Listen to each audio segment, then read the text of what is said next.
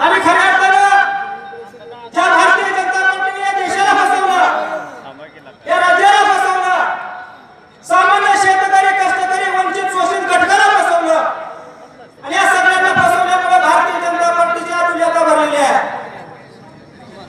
पूर्वीच्या काळामध्ये मोगलाई असायची. एखाद्या सामान्य माणसावर जर अन्याय झाला तर आपण त्या ठिकाणी म्हणतो की मोगलाईला लेख आहे. मोगलाई म्हणजे नक्की काय होती? मोगलाईच्या काळामध्ये आपल्या मायमाऊलींची, मुलीबाळींची आबरू सुरक्षित नव्हती. शेतकऱ्याच्या मालाला दर नव्हता. शेतकऱ्याकडून त्या शासक संघाच्या कराच्या रूपाने कशाही प्रकारे त्या ठिकाणी वसुली केली जायची. आणि निश्चितपणाने बंधूंनो आणि मित्रांनो, मोगलाई गेली आणि मोगलाई आलेली आहे. जीएसटीच्या माध्यमातून शेतकरी, कष्टकरी, सामान्य घटकाची लूट चालू आहे. ही लोक आपला खिसा कधी मारतात आपल्याला कळलंच नाही. एखादा सामान्य शेतकरी जरी असला, वर्षभरामध्ये त्याला लाखो रुपयाची खतं लागतात. शेतकरी एकटा जगत नाही.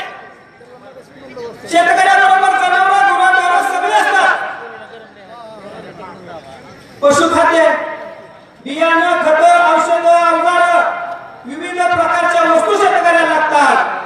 ह्या मंडळींनी मुलांच्या वही पुस्तकावर सुद्धा जीएसटी लावला आहे.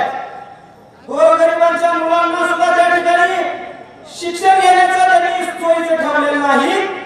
जीएसटीच्या माध्यमातून आपण जर विचार केला तर एखाद्या कुटुंबामध्ये दरवर्षी 3 ते 4 लाखाची खरेदी होते.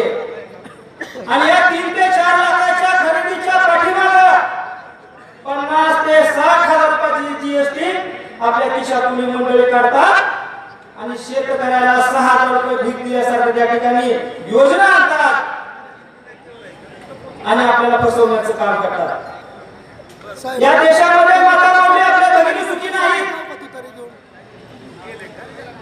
आपण जर मणिपूरची घटना आठवली, अंगावर शहारे आणणारी घटना आहे. मणिपूर